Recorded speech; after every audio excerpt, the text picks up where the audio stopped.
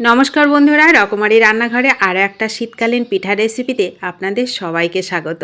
শীতকালে এরকম নরম তুলতুলে ফুলকো ফুলকো চিতই পিঠা খেতে কিন্তু দারুণ লাগে। আর সাথে যদি থাকে এরকম ধনেপাতা আর কাঁচা লঙ্কা দিয়ে ফুলকো ফুলকো ঝাল চিতই পিঠা, তাহলে তো আর কোনো কথাই নেই।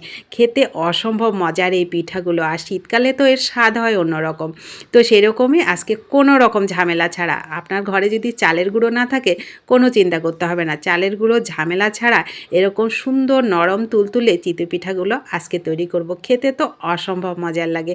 আর যারা নতুন আছেন তারা একবার এই রেসিপিটা একটু খেয়াল করলেই আপনারা কিন্তু খুব সহজে এই পিঠাগুলো ঘরে সব সময় তৈরি করে খেতে পারবেন।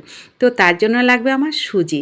আমি এখানে পরিমাপটা অবশ্যই দেখিয়ে দিচ্ছি, আপনারা একটু খেয়াল করলেই বুঝতে পারবেন। 2 বাটি আমি কিন্তু সুজি নিলাম, 2 বাটির সঙ্গে মানে 1 বাটির মতন আমি ময়দা নিলাম, পরিমাণ মতো লবণ নিলাম, 1 চামচ মতন মানে ছোটো চামচের 1 চামচ মতন বেকিং পাউডার দিলাম।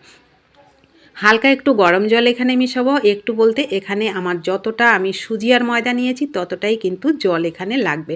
তো প্রথমে আমি 2 বাটি গরম জল এখানে দিয়ে দিলাম, হালকা গরম জল, বেশি গরম জল না কিন্তু, হালকা গরম জল দিয়ে ভালো করে মেখে আমি এটাকে হাতে যদি সময় থাকে রেস্টে রেখে দেবেন, সময় না থাকলে সঙ্গে সঙ্গেই করে নেবেন। তো আমি 10 মিনিট একটু রেস্টে রেখে দিলাম।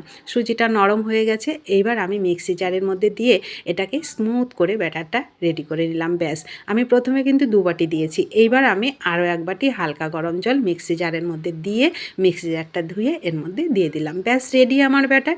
এইবার ভালো করে মিশিয়ে নেব। খুব সহজে এই পিঠাগুলো কিন্তু আমরা এই শীতকালে ঘরে বসে খেতে পারি, কোনো রকম চালের গুঁড়ো ঝামেলা লাগে না কিন্তু, আর খেতে দারুণ লাগে এই পিঠাগুলো। তো দেখুন, এই পিঠা আমি আজকে 2 রকমভাবে তৈরি করব। আমার ব্যাটারটা রেডি হয়ে গেল। পরিমাপটা যারা নতুন আছেন তারা অবশ্যই খেয়াল করে, যতটা সুজি ময়দা ততটাই কিন্তু জল এখানে। এবার আমি ব্যাটারটা রেডি করার পরে আমি দুভাগে ভাগ করে নিলাম, 2টো বাটিতে। একটা বাটিতে আমি একটু ধনেপাতা আর কাঁচা লঙ্কা গ্রেট করে দিলাম। লবণটা অবশ্যই একটু বুঝে দেবেন, মানে ঝালের সঙ্গে যেন লবণটা ঠিকঠাক হয় সেটা অবশ্যই। ঝাল পিঠা একটু লবণটা টান টান হলে খেতে কিন্তু দারুণ লাগে। গরম গরম স্ন্যাক হিসাবেও কিন্তু এই পিঠাগুলো দারুণ লাগে চায়ের সঙ্গে। তো ব্যাস রেডি আমার 2টো ব্যাটার। এইবার আমি এটাকে করব সরার মধ্যে। আপনারা এই চিতই পিঠাটা সরার মধ্যেই বেশি ভালো লাগে। যারা নতুন আছো, বাইরে থাকো, তারা যদি এইভাবে তৈরি করো তাদের কাছে তো আর সরা পাবে না, তারা তোমাদের যে রান্নার কড়াইটা সেটার মধ্যেই করে নিতে পারবে। ঢাকাটা একটু ভালো করে দেবে, দেখবে খুব সুন্দর পিঠাগুলো কিন্তু তৈরি হয়ে যাবে।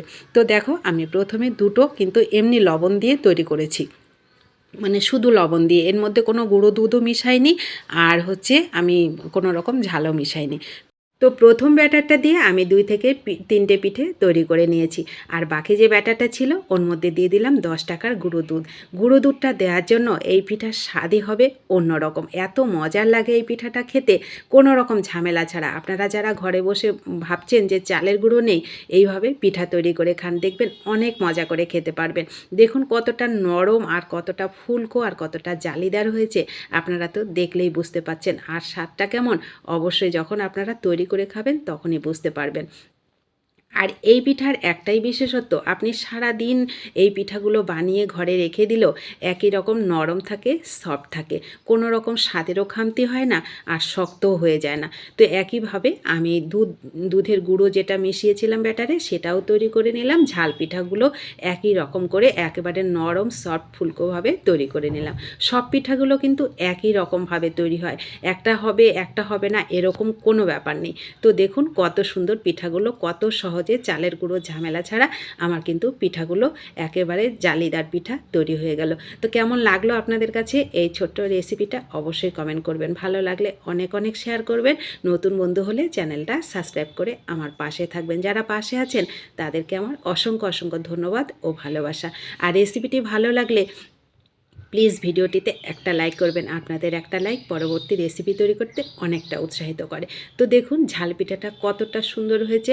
আর এই পিঠা গরম গরম খেতে কিন্তু অসম্ভব মজার লাগে। গরম গরম চায়ের সঙ্গে কিন্তু এরকম সুন্দর ঝাল পিঠা আপনারা তৈরি করে খেতে পারবেন।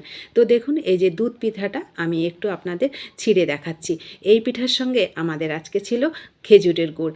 এই পিঠা আপনারা এইভাবে তৈরি করে দুধেও কিন্তু ভিজাতে পারেন। যাদের চালের গুঁড়োর পিঠা ঠিকঠাক হয় না, তারা এইভাবে পিঠা তৈরি করে দুধে ভিজিয়ে দুধ পিঠা তৈরি করে খেতে পারবেন।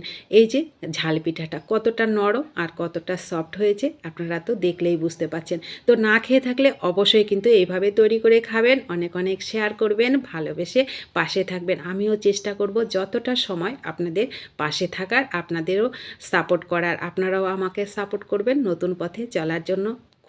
সবাইকে খুবই প্রয়োজন। তো দেখা হবে নতুন কোনো রেসিপিতে। ততক্ষণ অবশ্যই সবাই ভালো থাকবেন, সুস্থ থাকবেন। ধন্যবাদ।